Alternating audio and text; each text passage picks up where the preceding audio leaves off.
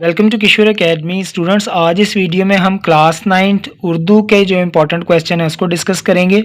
I will try कि मेरी हर video में क्लास 9, 10 फर्स्ट ईयर और सेकंड ईयर का कोई ना कोई एक टॉपिक कवर हो, ताकि स्टूडेंट्स इस वीडियो को देखकर अपने एनुअल एग्जामिनेशन की तैयारी कर सकें। तो आज इस वीडियो में हम दरख्वास्त को डिस्कस कर रहे हैं।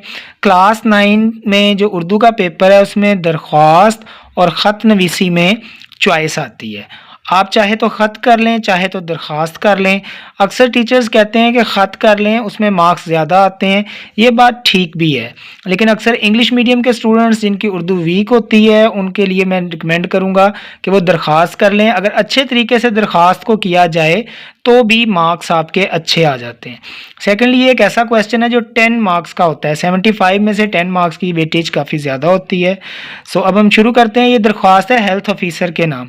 ये 2017 के पेपर में भी लाहौर बोर्ड में आई है, इसके अलावा 2021 के पेपर में भी और दीगर बोर्ड्स में भी अक्सर आती है। तो इस दफ़ा इसके आने के चांसेस हैं, इसे आप प्रिपेयर कर लें।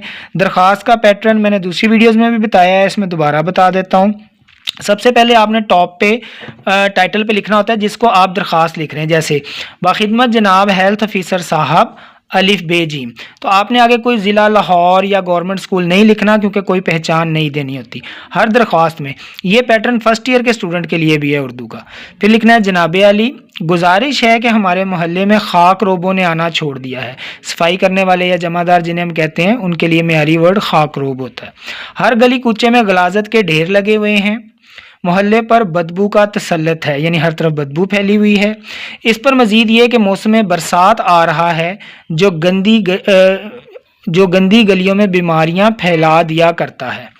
हैज़ा तो इस मौसम की महबूब बीमारी है, लिहाजा मुल्तमिस हूँ यानी दरख्वास्त गुजार हूँ कि मोहल्ले से गलाजत उठवाकर सफाई का बंदोबस्त फरमाएँ और अहले मोहल्ला को बीमारियों के हजूम से बचाएँ। ज़्यादा आदाब।